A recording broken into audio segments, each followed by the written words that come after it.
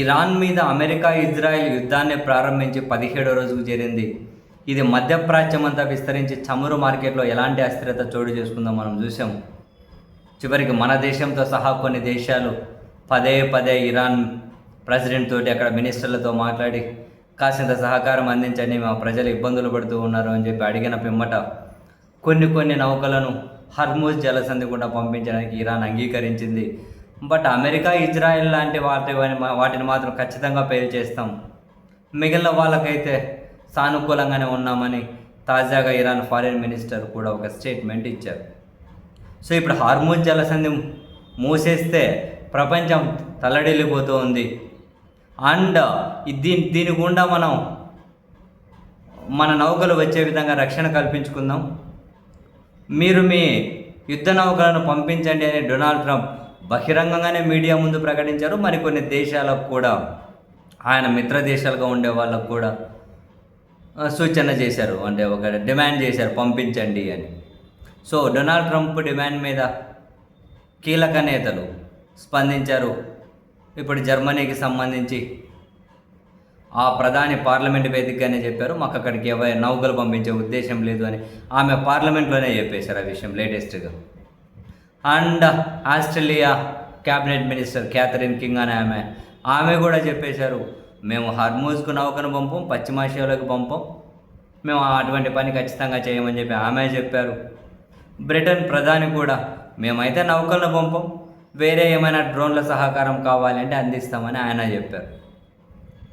So ఒకవైపు Trump రిక్వెస్ట్ను వాళ్ళ మిత్రులే reject చేస్తూ ఉన్నారు. హర్మూజ్ జలసంధి ఖచ్చితంగా చాలా సందిగ్ధత నెలకొని ఉంది ఇప్పటికీ.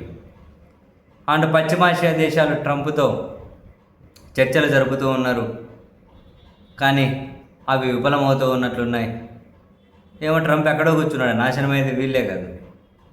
సో ఇదంతా ఒక ఎత్తు అయితే 17 రోజులు ఇంత తీవ్రంగా యుద్ధం జరుగుతూ ఉన్నా ఇరాన్ ప్రాక్సీలు ఎక్కడున్నారు అని చెప్పి ఫస్ట్ నుంచి చర్చ జరుగుతుంది. అందులో ప్రధానంగా యెమెన్కి చెందినటువంటి హౌతీలు. సో ఈ సంస్థలు ఎక్కడున్నారు, ఎందుకంటే వాళ్ళకి చాలా పట్టు ఉంటుంది సముద్రంలో. వీళ్ళు ఎక్కడున్నారు, వీళ్ళు వ్యూహాత్మకంగా మౌనంగా ఉన్నారా, సమయం చూసి ఏమైనా వస్తారా అని. ఇప్పుడు లేటెస్ట్గా అంతర్జాతీయ మీడియా దాదాపు అందరూ రిపోర్ట్ చేస్తున్నది, త్వరలో ఇటు ఏషియా, యూరప్ వాణిజ్యానికి కీలక మార్గం ఏదైతే ఉందో బాబెల్ మాండేట్ అని, అది ఇంకో జలసంధి. ఇప్పుడు హర్మూజ్ జలసంధి చమురున ఎంత కీలకమో ప్రపంచ చమురుకు ఆ బాబెల్ మాండేట్ అంటే, అది బాబెల్ మాండేట్ అంటే ఎర్ర సముద్రానికి, హిందూ మహాసముద్రానికి, ఎర్ర సముద్రం హిందూ మహాసముద్రాన్ని ఏమంటారు మధ్యధరా సముద్రంతో కనెక్ట్ చేసే ప్రాంతం. దాని మీద యెమెన్ హౌతీలకు చాలా కీలక పట్టు ఉంటుంది. వాళ్ళు రంగంలోకి దిగి దాన్ని మూసేయబోతున్నారు అని. అదే జరిగితే ఏషియా, యూరప్ వాణిజ్యం కుప్పగోలిపోతుంది, చాలా దారుణమైన పరిస్థితులు వస్తాయి. మరి దాన్ని మళ్ళీ అడ్డుకోవాలి అంటే ఇటు మళ్ళీ అమెరికా వీళ్ళు మళ్ళీ విచ్చలవిడిగా ఖర్చు పెట్టాల్సి ఉంటుంది, చాలా దాడులు చేయాల్సి ఉంటుంది, ఇంకో పెద్ద కథ. సో ఇటు హర్మూజ్ జలసంధిలోనే తీవ్ర సందిగ్ధత, ప్రపంచ మార్కెట్లో అస్థిరత ఉంది.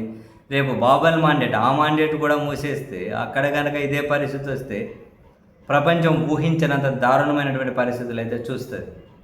మరి నిజంగానే యెమెన్ హౌతీలు వాళ్ళు రంగంలోకి దిగుతూ ఉన్నారా, అంతర్జాతీయ మీడియా రిపోర్ట్ చేస్తున్నది నిజమవుతాయా, ఏం జరుగుతుందో చూడాలి.